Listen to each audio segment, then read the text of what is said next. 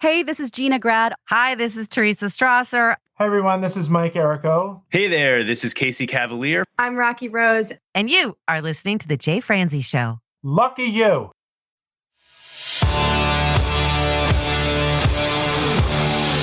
Welcome to The Jay Franzi Show. A behind-the-curtain look at the entertainment industry with insights you can't pay for and stories you've never heard. Now, here's your host, Jay Franzi.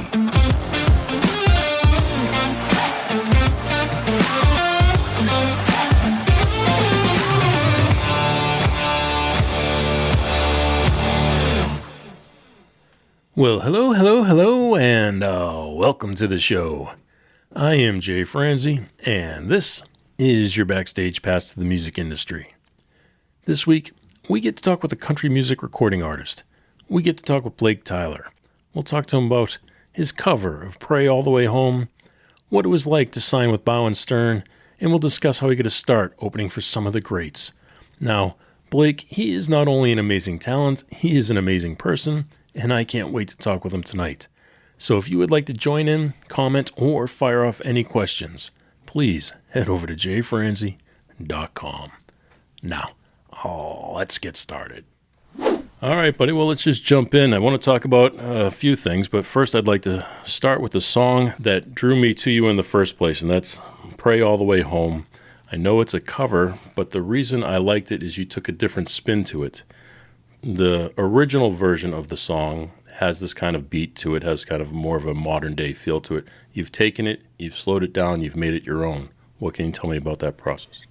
Yeah, so first off, big Austin Snell fan, who was the original artist on that song, and had been a fan of him for a while. And then I heard that song, and when I first heard it, I heard it differently. Just listening to the words and the message behind it, I felt like there was going to be a way for me to slow it down and make the listener feel the words a little bit more. And not that there was anything wrong with Austin Snell's version. I love his version as well. But yeah, the song had a message that I related with. And it was a message where I felt like I was making some wrong decisions in my life. And I remember nights where I would be laying in bed and talking to God and wondering why I can't quit this cycle of bad decisions that I was making. And truth be told, about a little bit over a year now, I decided that I was going to quit drinking and get completely sober. And part of it was because of that song. And I realized that was something that I needed to do, and I needed to be a better example for my family. And also, I felt like I wasn't going anywhere with this career. I felt like I was kind of at a standstill, and that song kind of helped me get through those times. And I decided to go ahead and put that cover out, being that it started doing very well on social media and was getting a really good response with it. So I decided to put it out on all platforms, and really glad that I did. Well, you mentioned your family. I assume you're married. I don't know that for certain. I am engaged. You're engaged. Longtime girlfriend. We've been together for 9 years. We have 2 kids together. We plan on getting married in the next couple months. Nice. Well, tell her, I don't mind pushing that along for you. Absolutely. Appreciate you. She would appreciate that. So you have a family that it's a long time family at this point. Yes, 9 sir. years with her. You've got children. You got a son who's 8 now? Yep, just turned 8. So yesterday, actually. So there you go. Happy birthday. And then I got a daughter that's 3. Her name's Noelle. Nice. She's the tough one of the group. So, dude, I have a daughter who's just about to turn 3, and she's wearing me out. I'm telling you, way too old to be having kids. It is. It's been an experience to have a daughter for sure, but she's been a blessing. I have 3. You got 3 daughters? 3 daughters. Oh my Lord. I feel for you, brother. A 14, a 10, and a 2. The 2 and 14 are about to go up 1. They're both March babies. Very cool. But yes, definitely a handful. But you, with your son specifically, you're trying to be a role model for him. So I can understand how a change like this would be important to not just you, but to him. So talk about your own personal background. Did you grow up in a home that experienced some of these things that you sing about? Yeah, so I wouldn't say like from an alcoholic standpoint, we had that much in our family, but I wrote a song that I just put out recently called Blood Ain't Thick. And it's a little bit of a story of mine growing up. And my parents split when I was really young, about 2. And then I had a stepdad that came in pretty quickly after they had split. And it was tough. I'm sure it was tough for him, being that I was his stepkid. You know, I don't have stepkids. I'm not sure what that's like, but he was rough. And that song really details some of the things that I went through growing up. And I feel like we have a little bit of a better relationship now that I'm older, and he's looked back and seen that he did some things that were wrong. But it's things that I went through, and that's kind of where my music comes from, is just from a personal place. And there's no hard feelings or anything like that. It's just more along the lines of, that's how I get these emotions out. I'll tell you, as a father myself, that was a tough song to listen to. It's definitely triggered some people, and had gotten a response from people that have gone through similar things. So it's definitely a tough song, but it's a song that, like I said, a lot of people have gone through. I grew up in Boston, and people give Boston a rap of being a tough city to grow up in. I was in a suburb. It was just like any other suburb. And I grew up in a normal household. I had 2 parents, 2 brothers, and nothing out of the ordinary. My father was tough, but he wasn't out of control or wasn't anything too rough. But there was 1 or 2 times where I pushed the limits, and I felt the wrath of it. But that song, brings that type of stuff back. And it was tough to listen to. It was really tough to think that somebody has to go through things like that. Yeah, man. Well, it was tough growing up, but I had siblings that kind of went through some similar things as well. I was the oldest, so I kind of got the brunt of it, but it's something that kind of sticks with you, I'm 34, be 34 in May, so it's still something that I deal with from time to time. And that's why I wrote that song and put it out, and it was kind of one of those things that I'm trying to let go of and move forward. Is that the song, the video where you talked about picking up the guitar? Yeah. Yep. So is that a true statement? Did you pick up the guitar like that? It is, yeah. So, I started playing guitar when I was about 12 or 13. I'm still not a great guitarist, but I can do enough to get by, and was just kind of one of those things that was a release for me, trying to learn as a young kid. And I was really shy when it came to singing growing up. I wouldn't even sing in front of my family, and I definitely wouldn't sing in front of strangers back then. So yeah, it was this last few years has been pretty wild. An experience that I never thought that I would try to pursue. Long story short, I was in sales for about 10 years, and I realized that wasn't the life that I wanted to live. At 30 years old, I was like, what can I do? What do I love? I used to be an athlete. You can only be an athlete for so long, and so I just got a job, and that's what most people do after high school and college, is they just go get a job. And I thought that that's what I was supposed to do. And I just stopped pursuing the things that I loved, and kind of had a little bit of a midlife crisis at 30, and was like, I got to do something different. And I went and got a couple gigs at a local bar, and I decided to start posting TikToks and seeing what I could do. And it's all just happened really fast. And I'm very blessed that I made this decision to pursue this career. Well, let's talk about that for a minute, because you mentioned the guitar and being able to hold your own, not being a guitarist, but do you use that as a tool to write songs? I do, yes. And it's one of those things that the guitar is the first part of the songwriting process for me. Just trying to find something that's unique and something that's never been done is kind of impossible to do nowadays, but that's really where the songwriting process for me starts. I also have some really good guitar player friends that I can get in the room with, and we can come up with ideas that way as well. So yeah, I think definitely learning the guitar has helped me become a better songwriter, for sure. Now, we're not talking that long ago. So you started writing songs. At what point did you start writing songs that you felt comfortable to share with others? Man, I don't know if I still am like 100% comfortable with sharing everything that I write, but I would say within that first year of pursuing music, I decided that I wasn't going to be a cover guy. And I had been writing for a little bit, but obviously not to the level that I've been able to get to. And I started writing with some buddies that have been writing for a long time. That really opened up my abilities to write, was just being in rooms with guys like that and learning what their process was, and just kind of feeding off of their vibes and how they write music. Now, are these people in the Cincinnati area? I do. I do have a buddy. His name's Joe Jordan. So if you have not heard of Joe Jordan yet, that guy is phenomenal.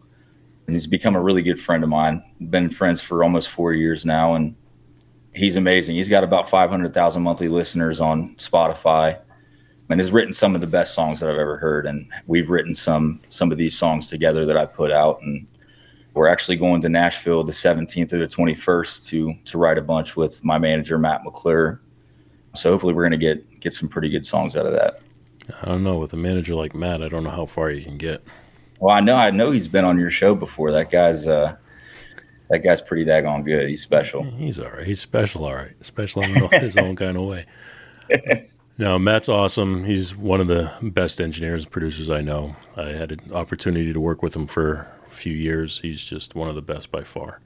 He's amazing, man. So I've been very blessed to be put in the situation with Bow Stern Group and Matt and Alex Kidd and his wife Renee, Matt's wife Renee.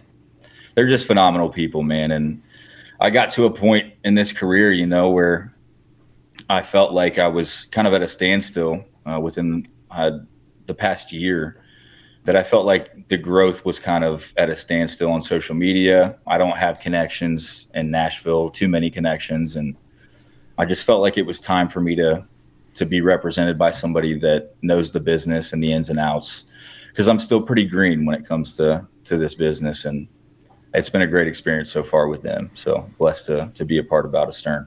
Well, let's talk about that for a minute, because I know Matt. I know his business and his studio. I mean, everything. He's got it all going on. But he's down there in Nashville. You're up here in the Cincinnati area. How did you guys get connected in the first place? Yeah, so it's kind of a long story, but I was going down at the end of 2023 to record with a guy by the name of Chris Flick. He had a studio down there called 123 South Studios, and he happens to be the drummer for Drew Baldridge, which just had a #1 hit and has a top 20 right now. But yeah, Chris is a great guy.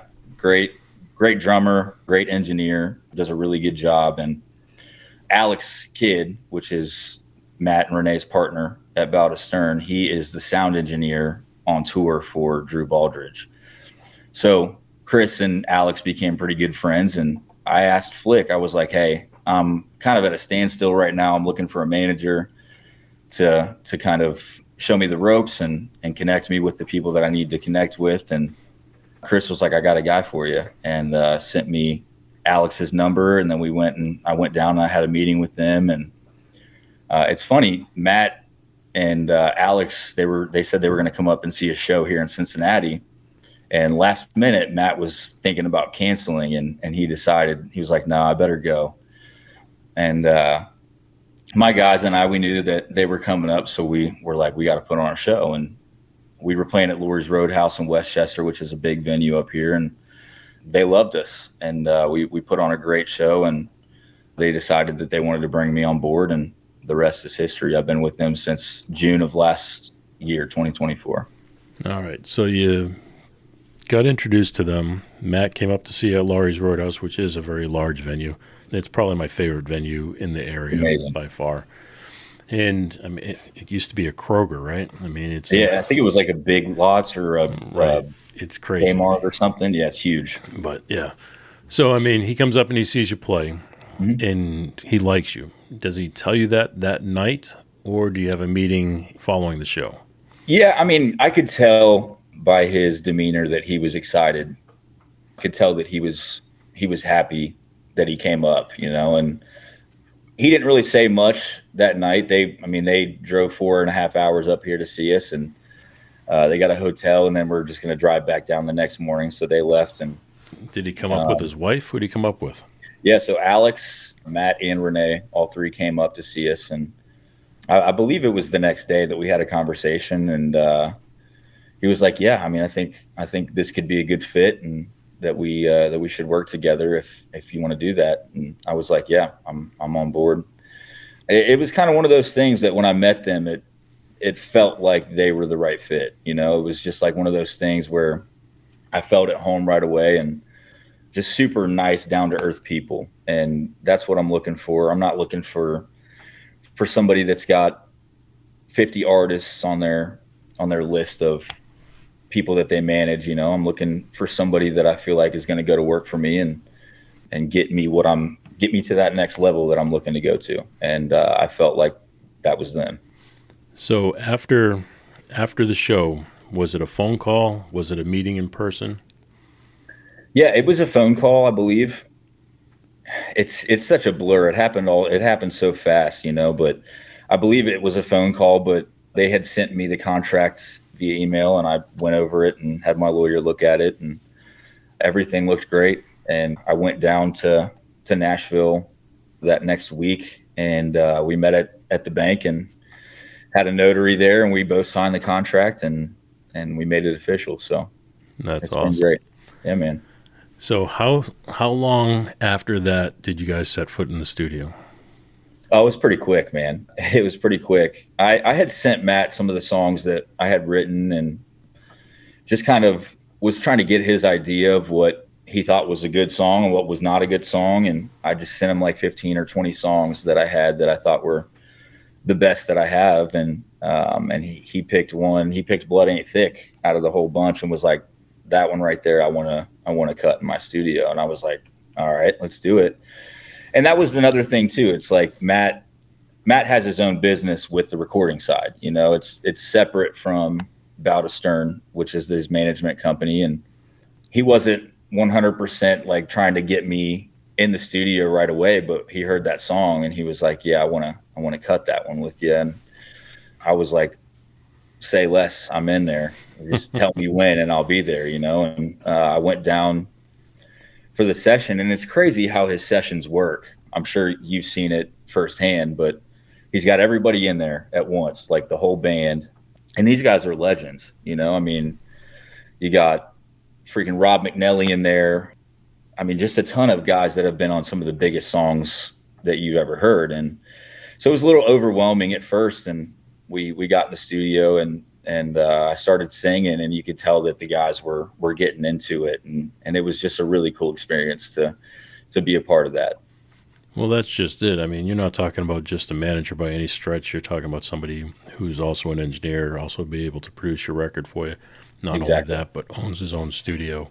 So, I mean, Which is amazing, by the way. His studio is incredible. It's killer. And, State of the well, art. he built it himself, too. So, Which is even crazier. so you found somebody who's, well, what we would call well-rounded, I guess.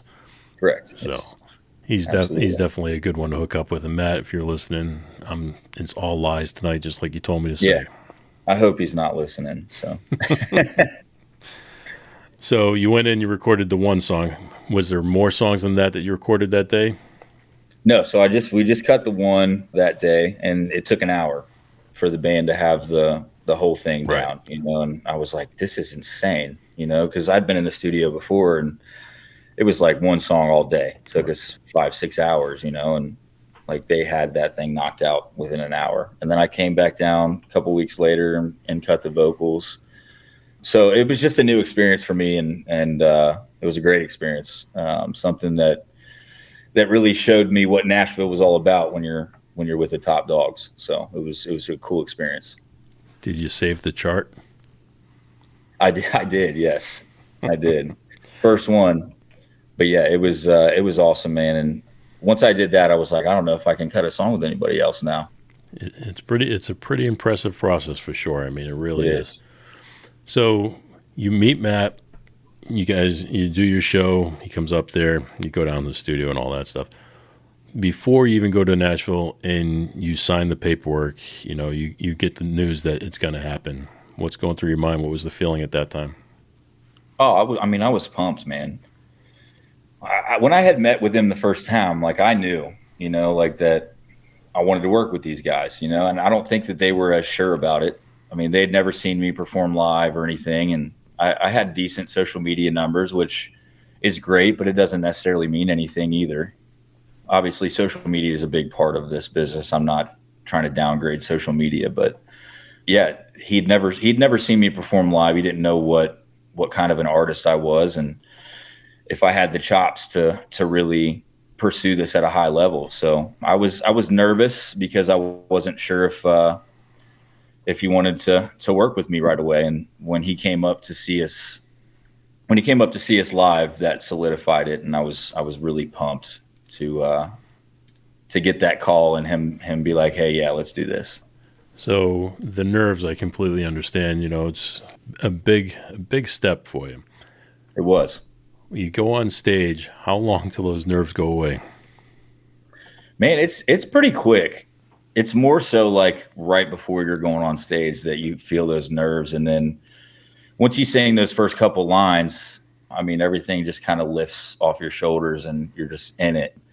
That's the beauty of the live shows for me, is that it's my favorite part of all of this. I mean, I love writing songs. I love other aspects of this business, but there's nothing like being in front of a crowd and performing and doing what you love. So it goes away pretty quick within that first song, right? The first few lines. Well, that's cool. But what about the band? Were they as nervous as you were? Oh man, they were way more nervous than I was, for sure. Well, they had never met Matt and Renee or Alex or anything before that, so they didn't know what to expect or what kind of people they were. But I did a pretty good job of talking them off the ledge before we went up there. I was like, let's just go do what we do, have fun, and there's no way that they're not going to like us if we do what we do and we do it to the best of our ability. Well, I know you're still fairly young and still fairly new to this. How long has the band been with you? So I've had a band for 3 years, but the only member that's left from the first gig I ever played is my bass player, Andy. And everybody else has been with me within the past 2 years. I got Lincoln, which is my guitarist, and then I have another lead guitarist, Zach Haney, who's out of Akron. I got guys from all over the place. I got 2 from Kentucky, 1 from Dayton, 1 from Akron. They're my best friends. It makes it easy to go up there and play some of these big shows because we all have each other's back, and we all work equally hard at this, and we put the time in individually and as a team to make sure that we're tight and that we have our sets down. It's a lot of fun with these guys. One thing I've noticed since being in this area is that the music scene is, as far as musicians and the talent level of the musicians, it's not the same as Nashville, but it's definitely a big music scene of some extremely talented people. Before I forget, go ahead and rattle off the names of your band members just so you don't leave anybody out. Yeah. So Andy is my bass player. He's from Tip City, Andy Uzzle. Mason Stamper, which is my drummer. He's been with me since February of last year. So just about a year. He's from Grant County, Kentucky. And then one of my lead guitarists, Lincoln Howe, he's also from Grant County, Kentucky. And then Zach Haney, lead guitarist, he's from Akron. So now that you're signed and now that you're going to be playing some of these bigger shows that are going to be coming your way, are you keeping that same lineup? Yeah, I'm not changing nothing, man. These guys are my brothers. They work extremely hard, and in my opinion, some of the best musicians in the state of Ohio and Kentucky. And that was another thing too, that Matt came up and was like, dude, like, I don't need to touch your band. Your band is right on par with you, and like, you guys are a unit, you know, and it's special what we built and the way we came together. It's a really special situation, and there's nothing that I would do to change that. If you see us play, I don't think anybody would think any different than that either. I think we put on a really good show. It's very high energy. We get the crowds going, so it's a lot of fun. It is definitely a rock and country feel to it. It's got some aggression to it. It definitely is. So again, I hate to keep going back to this, but you're still fairly new at it. How do you land such big gigs? Man, I've been very blessed. I've been in the right places sometimes to where it just has happened. So I played an acoustic show at a place called Manhattan Harbor Yacht Club. It's on your side of the river, Dayton, Kentucky. And I played just an acoustic show there. And the bartender that night happened to be the lady that was going to be the booking agent for Laurie's Roadhouse. Nice. And so she heard me perform, and I went up to the bar after I was done, and she was like, take my number down. She was like, I'm going to be booking at this new place called Laurie's Roadhouse. It hadn't been open yet. Took her number down. I shot her a message and was like, hey, let me know if there's any opportunity here. So we went to Laurie's Roadhouse for the artist opening, basically, so the artists that were going to be playing there could see the venue. And I was like, oh my gosh, this place is absolutely insane. It was pretty overwhelming seeing that place. And I was just playing little small bars at the time, you know? Right. So I got in there, I played a couple acoustic shows, and we did very well. We opened for Diamond Rio, one of the first gigs that we had ever played there. It was definitely an opportunity that took me to the next level as far as venues go. So they were like, dude, if you want to play here, I mean, you need to get a band. So I started searching for a band, and finally found me a good enough band at the time, you know, to be able to perform. And we just kept working at it, and we had to lose some pieces here and there and pick up new pieces. And we finally got to where we are now. And Voices of America Festival, which is this huge festival that they put on in Westchester, Ohio. The owner of Laurie's Roadhouse is the one that puts that on. So I got that opportunity from Laurie's Roadhouse. So I owe a lot to Laurie's Roadhouse. I truly do. And it's a blessing to get to play there like once every couple months. And this will be the third year running that we're playing Voices of America Festival. We're playing with Haley Zimmerman this year on Sunday. That's kind of how I've been able to get some of these bigger gigs. So when you played the acoustic set, did you play on the side stage? I did, yes. So I started from the bottom, and now we're right. headlining Laurie's Roadhouse, and we played there last month, and we had about 800 or 900 people there at our headlining show. So it's been awesome, man. I owe them a ton. Well, that's just it. I think, I don't know if people understand. I mean, we talk about Laurie's Roadhouse a lot because it's the big venue here in town. It's where the big acts that come through town play. But to me, it's not a small venue. I mean, it's not like your local honky tonk. There's two stages, but they're in the same room, but there's still two stages. So, I mean, it's a nice venue to play at. But you start there as an acoustic. What was the first time you played as a full band? Was it as an opener? It was. I can't remember who we had opened for. It was another local band that we were opening for. I'm not sure. I can't remember who it was off the top of my head, but we played the side stage, and it was a rough gig. It was definitely some growing pains in that first gig. And What made it tough? well, I mean, it was a 3-hour set, and getting four other guys together in a short period of time trying to put together a 3-hour set was not easy. And we ended up playing like, I don't know, 25 songs maybe, and we had to repeat some of them a couple times, and which was embarrassing, but I mean, it was good enough to where people could see our talent, and that we were going to be a good band if we kept working at it, so it was just one of those things that you just had to figure it out, so you got to start somewhere and just keep getting better. So we did that. I laugh because I remember a rock band I played in just out of high school, between high school and the first few years of college. I was playing in a rock band outside of Boston, and we got a gig at this bar. This premier bar is kind of like a Laurie's Roadhouse, and we got a chance to headline. So we had our moments, but we got through the set, and they started cheering and wanted us to play more. And the bartender said, "Oh yeah, you guys can go continue on." Right. We were out. No more songs. We had no more song. Yep. So it was either you want to hear them over again or right. So I know that feeling. I know it well.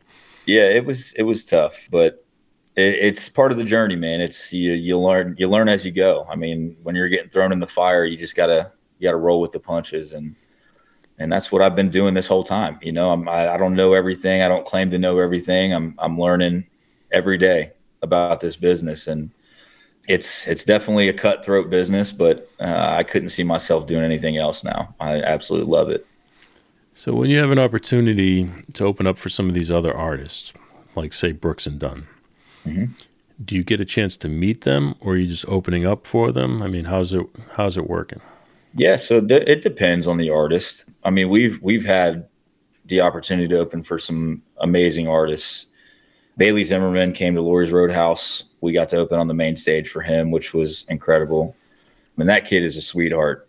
Become friends with his drummer, Max. And I mean, they're all just really nice guys. And we've opened for Chase Matthew, which was another one of those guys that's just super down to earth guy, you know, and he came, awesome. We were over on the side stage and he came over after his sound check to talk to us. I was like, this is crazy, you know, but there's also situations where we opened for Hardy up in Columbus a couple years ago, and he's huge, you know, and he stays on his bus and kind of keeps to himself. He's got a process down where he's either writing songs or doing stuff for social media, which completely understand. He's just a busy guy. So it really just depends on the artist and what kind of time they have.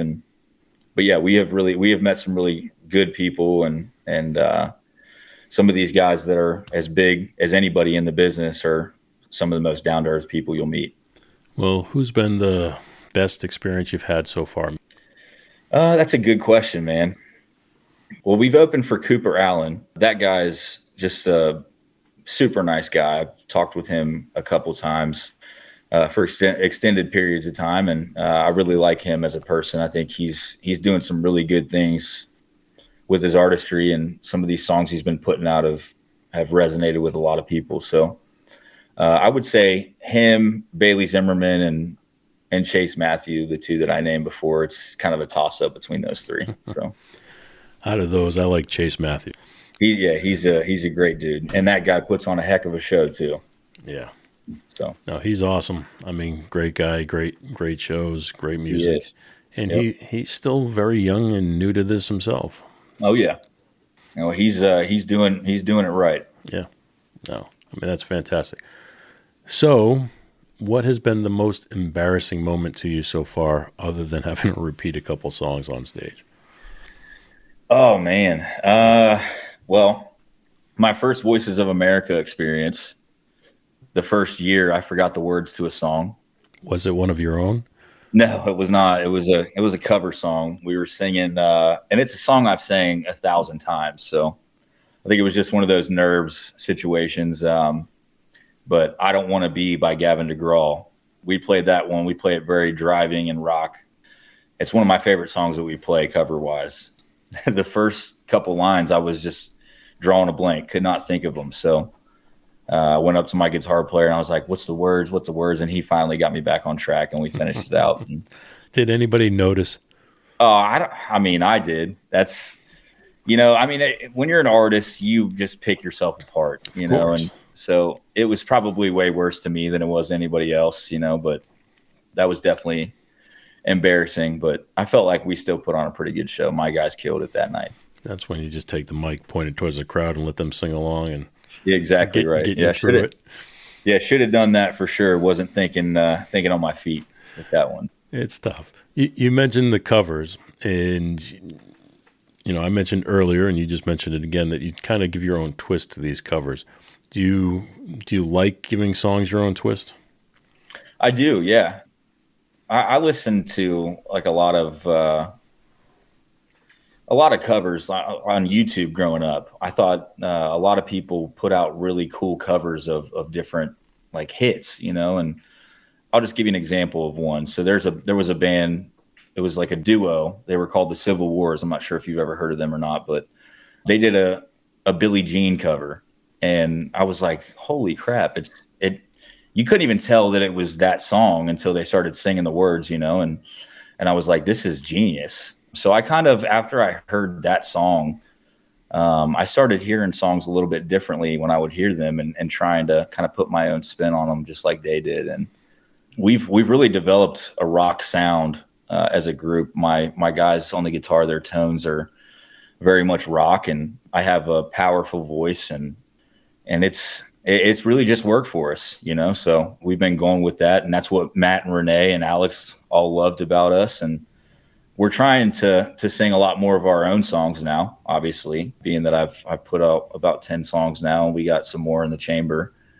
So we're really trying to focus more on inputting original material in there, but obviously the crowd wants to hear songs that they know too. So Sure. You mentioned Billie Jean. There's been some amazing covers of that song. yeah, Chris Cornell. Yeah. I mean, some of these guys have done a great job on that song. Yeah, I remember David Cook covered it on American Idol, and that was incredible. Yeah, I thought it was incredible. Everybody, on the show and the audience thought it was incredible, and then everybody started picking apart, saying, "Well, Cornell did it like that. It's not new." Right. It's like, dear God, give the guy a break. Yeah, I mean, the guy crushed it. I mean, it was incredible to be able to do that live. He was awesome. I thought it was a great version of it, and I did too. I heard that version before Chris Cornell's version, so. Yeah, there you go. Yeah. Well, you probably didn't even hear about Chris Cornell's until people were picking his apart, right? I probably wouldn't have heard of it at all if it wasn't for David Cook. So that's right. No, I mean, it's a great version, and I really love when bands do that and put a twist on cover tunes. I don't know if you ever heard any of the bands that cover Cyndi Lauper's "Time After Time." I have not. No. Man, you got to have to look into that. Go down that rabbit hole. There's some amazing versions of "Time After Time." Rock versions, metal versions. I mean, there's a lot of good versions of it. That's awesome. Speaking of that, shout out to Rocky Rose, previous guest on the show. She's on the road with Cyndi Lauper right now. No kidding. That's awesome. Yeah, she's over in London right now. That's a bucket list right there. If you have not followed her, that's Instagram what was her page name you again? need to follow. Rocky Rose. Rocky Rose. That's a great name. Yeah. Right off the bat. I mean, goodness. She is amazing. She went to school at Berkeley, graduated, then she went to the London Conservatory, and then she was in LA doing film scores and playing in all these rock bands and pop bands and punk bands, and now she's on the road with Cyndi Lauper. So, I mean, this girl's amazingly talented. But her Instagram, she shares it all on Instagram, all the crazy, stupid things she does out there. It's fun. It's a fun page to watch. That's one of the things, too, man. It's like people want to see the authenticity of your personality and what it's like to be a musician, so that's kind of something that I'm trying to channel as well, is trying to show a more personal side on social media, because it's not an easy thing to do. And so what are you doing? What steps are you taking? Yeah, I mean, I'm trying to do more stuff like this. I work with a videographer. His name's David Newen, and we've really just been trying to figure out different ways to catch people's attention. And I think by doing some behind the scenes things, showing people what we do for content for social media, what it's like at shows in the green room, and basically just going through our day on show days. I feel like it's important for people to feel like they're a part of those kind of things, and it really draws people in to feel like they're a bigger part of what you're doing.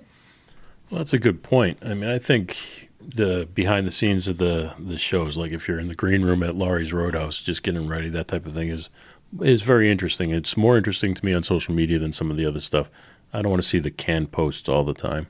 Right. But did you record anything when you were in the studio with Matt? I did, yeah. Actually, this past time, I went down there last week, actually, and recorded some of the actual session. And the song's not going to be out for a while, so I'm not going to release any of that just yet. But yeah, we have done that for a couple of these songs, just to kind of show that process and how it goes. So that'll be something I'm going to be putting out here soon as well. Well, it's tough to record when you're in a studio. There's so many things going on, like you mentioned, all the musicians, and there's gear everywhere. You don't even want to walk around and possibly trip over a cable. Right. I mean, there's just so many things going on. But when you're with Matt, you're in his personal studio, and it's more like you're with a group of friends, and they understand what the expectation is on your part to be filming things and doing that type of stuff. So it's probably a good environment for you to be in to get that out there, especially he's also your manager. He knows what needs to be done. So yes, exactly. And I mean, my videographer is very good about being, what's the right word? Unseen, I guess. He's very he's very much hidden when he's trying to make sure he gets this content, so he's not in your way, and he's very, very good. And he does a lot of like the live shows, and he's been a great friend and a great colleague as far as what we've been able to do in this past year. He handles basically everything from the video standpoint. So all these videos of me singing in front of the camera to these new songs that I'm putting out, he is responsible for filming, editing, punching the actual song into the video edit, and he has been a huge help to everything I've been building. That's very cool. Did he do the music videos as well? He did, yeah. So that Blood Ain't Thick video, we sat down for about 45 minutes and we anchored the whole thing out and put it on paper of what we wanted and the vision that we had behind it, and we made it happen. He's extremely talented and has an extremely nice camera that he works with. And when I was working with Matt, social media was a thing, but it wasn't a big thing at the time. Sure. So it wasn't like we were posting things on Instagram 20 times a day, that type of thing. Yep. So I would be in there taking pictures, though, all the time, all sorts of pictures, and I'd be the one crawling under the cables and moving around things. And yeah, I understand the importance of having that stuff to document it, whether it be even if it's just going into an album somewhere or somebody's file. That stuff's important to have. It documents who played on your recording, what the setups were, what the microphone placement was, things that you wouldn't even think about that might come up later down the road. So if you're, well, how did we get that guitar sound on that song? Well, here's a picture I was taking of the guy, and you can see the microphone. Yep. We had the guitar amp. For some reason, it was twisted around and pointed at the rock wall. I don't know what we were doing there. Right. And you get that type of thing going on. So yeah, or you have a picture of somebody that you need to ask that question. You can give them a buzz because you remembered from that picture who was playing that part. So yeah, it is very important to keep documentation of these things. Because I mean, it's a grueling business, man. There's a lot of aspects of it. I don't think people realize how much actually goes into it, especially with the social media side of things. And I hate to say it, but it's my least favorite part of everything. And I feel like that's pretty common in this business. Like nobody likes to do it, but I've realized how important it is over the past year and working directly with my videographer. So how much time do you spend on social? Oh man. I mean, there was times that I was posting 3 times a day. That's on every platform. So it just depends. I mean, social media is like, it comes in waves. Like there's times where you can post 1 time a day, and then there's other times where it wants you to post 3 times a day. It's just based on that algorithm and what they want from you. So it's more along the lines of just reading what's working, what's not working, and kind of making adjustments as you go. And that's really the hard part is figuring out what works, because it definitely doesn't work as much as it doesn't, if that makes sense. Well, let's take it a step further, because you've got quite a following. We're talking, 600,000 followers roughly. So, I mean, you're talking about a large following per platform. You get a large following. Mm-hmm. So that doesn't just happen. What are you doing to make it grow? Man, truthfully, I think the most important thing is the song. I think that is finding something that people can relate to and making sure that you show your emotion behind that song. And if you can do that, you're going to reach a large group of people. And the beauty in social media is that, like, especially with TikTok, every time you post, it doesn't go to that same audience.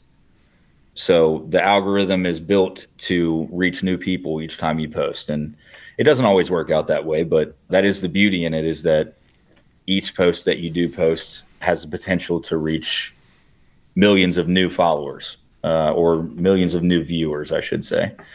But yeah, I do think that the key is finding something that people can relate to, making sure that they can feel your emotions in the song that you're trying to push to them. Do you have any sort of strategy that goes along with it?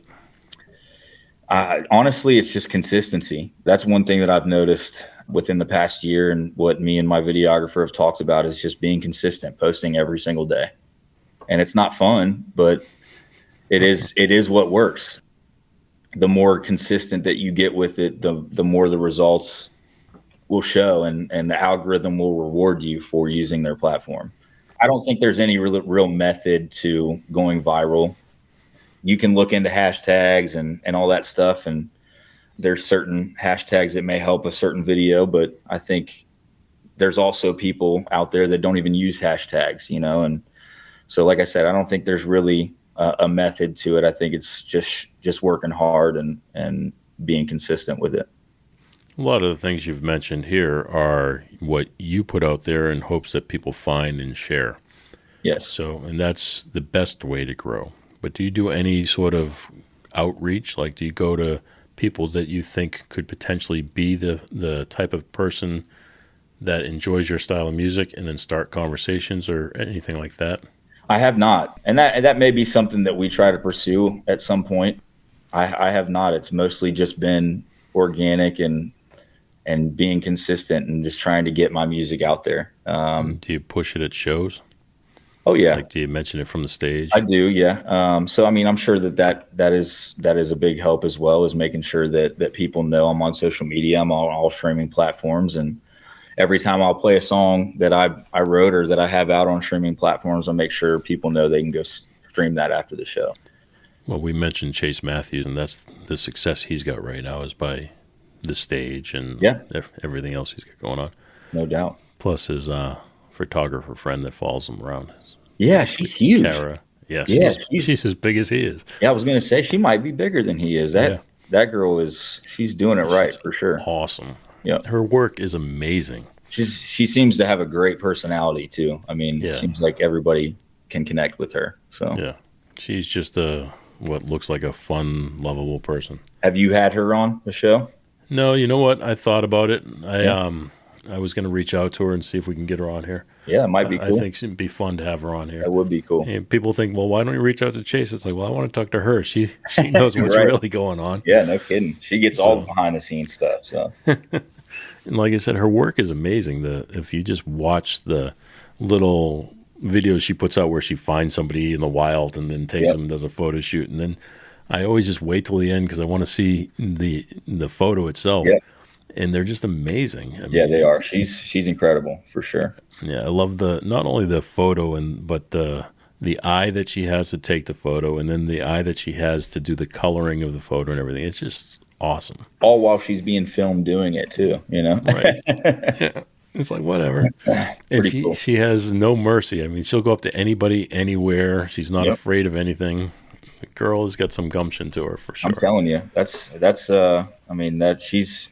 All right, Kara, if you're listening, come on the show. There you go. We need to have you here. We have questions. Yep. All right, buddy. Well, we do this thing here we call Unsung Heroes, where we take a moment to shine the light on somebody that's worked behind the scenes or somebody who may be supporting you along the way. Do you have anybody that you'd like to shine a little light on? Yeah, so my grandparents are a huge support system for me. My grandma was actually in the Country Music Hall of Fame. She was in the first all-female country music group in country music history. It's called Ann Jones and Her Western Sweethearts. And they have a display in the Country Music Hall of Fame with all of their outfits and some of their old gear, drum set, all that kind of stuff. And she's been an inspiration for sure. She met my grandpa while she was touring actually with the band, and my grandpa was in the military, so they were hitting military bases and all that stuff back in the 60s. And she left the band to be with my grandpa, and yeah, the rest is history. So, but they've been a huge support system for me. My grandpa's like my best friend, and I couldn't be doing any of this without them. That's for sure. That's awesome. Do you go check out the exhibit every time you go to Nashville? I wish I did, but there's not enough time in a day when I'm down there. So, but it was cool. The induction that they had into the Hall of Fame was actually my grandparents' 50th anniversary too. So we celebrated their 50th anniversary at the Country Music Hall of Fame as she was being inducted. So it was a really cool experience. A big thanks to Blake for taking the time to share his stories with us, and thank you for taking the time to hang with me here. I really do appreciate it. If you know anyone that would enjoy this episode, please be sure to share it. You can do that and find the links to everything mentioned over at jfranzi.com/episode 120. Thanks again for listening, and I'll see you next week. Thanks for listening to The Jay Franzi Show. Make sure you visit us at jfranzi.com. Follow, connect, and say hello.